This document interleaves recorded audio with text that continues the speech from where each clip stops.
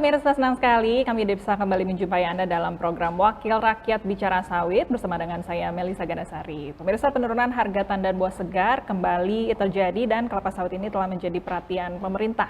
Berbagai langkah strategis telah diambil untuk kembali menaikkan dan juga menjaga kestabilan harga TBS. Hal ini tentu dilakukan karena memang sektor kelapa sawit ini memainkan peran penting terhadap perekonomian Indonesia.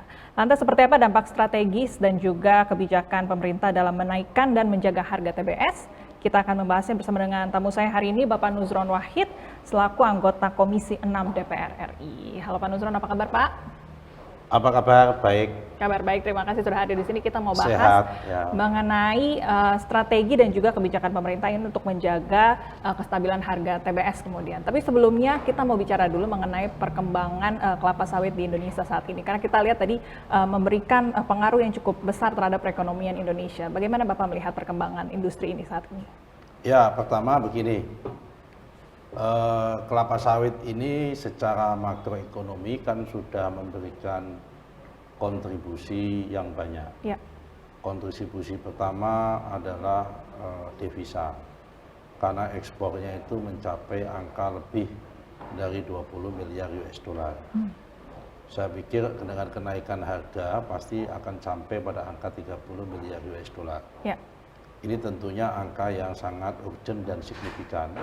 Baik. Jadi memang tadi ya mencapai titik yang seimbang begitu sehingga semua pihak yang menjadi pelaku di industri kelapa sawit ini tadi bisa diuntungkan. Everybody happy lah. Betul. Jadi konsumennya happy, produsennya juga happy. Kan memang inti daripada perekonomian kan mata rantainya semua itu. Everybody happy dan sama-sama diuntungkan. Ya.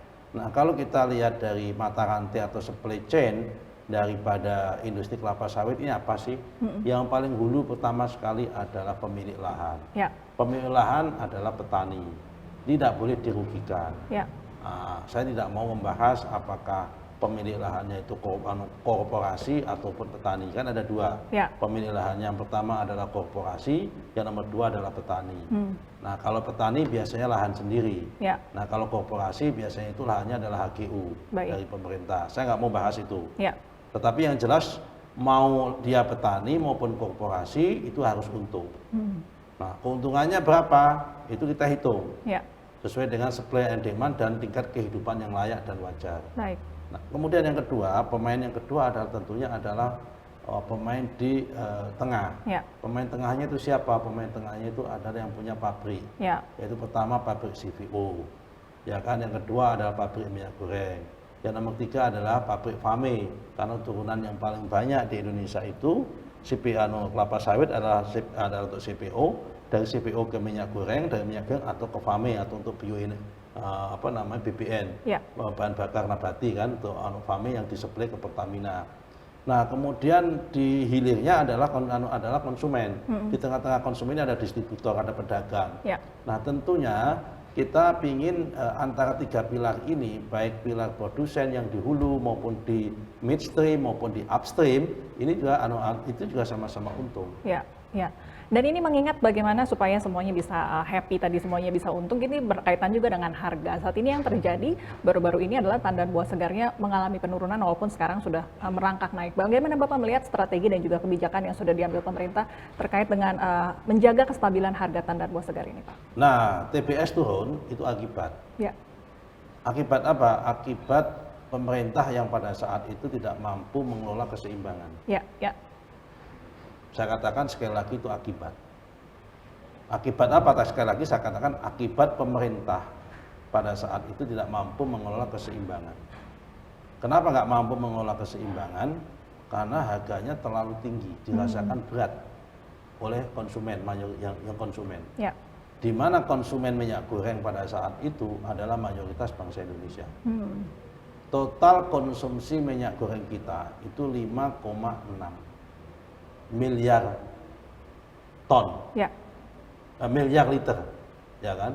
Atau 5,6 juta ton. Ya. Nah, artinya apa? Artinya ada 140 juta kakak yang itu merasa keberatan dan dirugikan akibat perbedaan harga, perubahan harga yang sangat signifikan Ya. ketika harga itu meningkat. Pada sisi lain, petani diuntungkan ketika harga itu sangat diuntungkan. Kenapa? Karena TBS sampai harga sampai 3.500, 3.600. Ya. Nah, pemerintah pasti akan menciptakan rasa keadilan. Sekarang kita hitung, konsumen minyak goreng itu jumlahnya berapa? 270 juta, 140 juta kakak. Ya. Nah, sementara petani jumlahnya berapa? Dari 14 juta hektar itu, posturnya 56% itu dimiliki oleh korporasi. Berarti kalau 56 dikurang kali persen kali 14,8 itu sekitar 8 juta hektar dimiliki oleh korporasi. Berarti ada 6 juta hektar yang dimiliki oleh petani. Petani langsung. Nah, rata-rata karakter petani kelapa sawit itu satu petani memiliki 2 hektar.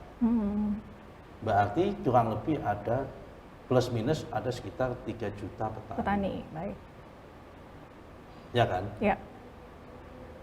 Bagaimana mungkin negara itu disebut adil kalau kemudian dia menguntungkan 3 juta orang, sementara merugikan semua yang membutuhkan minyak goreng. Baik. Jadi bagaimana tadi mencari titik keseimbangan ini menjadi PR penting dari pemerintah begitu ya Pak ya? Pada satu sisi keuntungannya si petani itu nggak seberapa. Ya. Karena berapa sih 3 juta orang menguasai 2 hektar itu? Katakanlah kalau 1 hektar itu dia mempunyai produksi 2 ton. Ya. Memproduksi 2 ton itu kalau dia punya 2 hektar, berarti 1 hektarnya itu kan kalau harga TBS-nya 3.500, berarti kan dia punya 7 juta 1 bulan. Ya. Berarti 1 bulan hanya petani punya 14 juta ton. Pendapatan 14 juta. Ya. 1 bulan kalau dia punya 2 hektar. Sementara yang 8 juta hektar tadi dimiliki korporasi yang jumlahnya kurang dari 500 korporasi. Baik. Bahkan ada korporasi yang hanya sekitar 15 korporasi itu menguasai, saya yakin lebih dari 6 juta. Baik. Jadi tidak terjadi keseimbangan tadi. Bagaimana 15 korporasi itu merasa diuntungkan bisa mengalahkan 270 juta konsumen? Baik. Kalau tidak ada kebijakan. Baik. Dan pemerintah sebelum harga ini turun, sebetulnya kalau kita runut sudah sangat baik. Sudah pertama melakukan moral suasion. Ya. Himbauan moral, yaitu dengan adanya operasi pasar. Tapi ternyata tidak berjalan.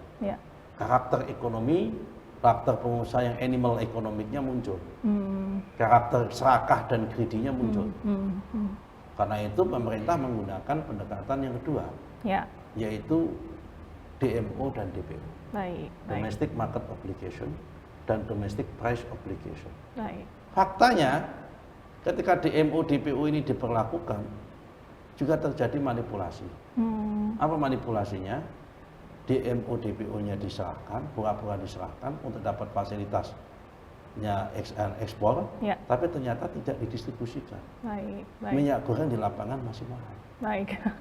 Jadi memang gampang-gampang sulit bahkan. Nah, karena itu pemerintah tidak ada pilihan lain. The last of chance, kesempatan terakhir, terpaksa menggunakan pendekatan yang disebut dengan the carpet bombing. Sehingga tadi timbul akibat terjadi. Pendekatan pemerintah adalah perang. Oh, kalau dikasih moral suasion nggak mau, dikasih DMO, DPO nggak mau, ya kan? Dikasih DPO, DMO, DPO nggak mau nggak mau berarti lo nantang pemerintah, lo ngajak perang. Baik. Ketika dia ngajak perang, maka dimuncullah kebijakan yang disebut dengan the carpet bombing, bom atom diledakkan. Sehingga muncul akibat dan beruntung apa bentuknya? Pelarangan ekspor. Sehingga muncul akibat, namun beruntung saat ini dengan kebijakan-kebijakan yang sudah ketika dibuat. Muncul itu, maka naik harganya jatuh seperti kemarin. Baik. Ketika harganya jatuh, nah pasti korbannya siapa? Korbannya 2. Yang pertama adalah petani. Korbannya petani. Yang kedua adalah korporasi juga korban. Tapi tadi kita mencari titik keseimbangan. Tapi itu namanya proses yang harus dilalui karena ada tantangan. Betul. Karena ditantang oleh para pengusaha, pemerintah ditantang oleh pengusaha. Ya. Maka perang, yang namanya perang ketika bom itu diledakkan, mohon maaf, korban pasti banyak. Baik. Ketika perang dulu, perang dunia kedua, Ya. ketika bom itu diledakkan, atau perang sekutu bom diledakkan, yang mati kan tidak hanya pasukan perang. Betul. Cacing ikut mati, kambing ikut Betul, mati, betul. ya kan, kalau sapi ikut mati, nenek-nenek pun ikut mati. Baik, baik. Karena itu, sekali lagi, kami sebagai wakil rakyat Ya. menghimbau.